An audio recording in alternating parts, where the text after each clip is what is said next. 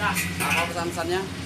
ya terima kasih pemirsa semua. Semoga Alhamdulillah. kedepannya untuk datang ke Kota Perang untuk menikmati masakan kita. Terima kasih. Yes.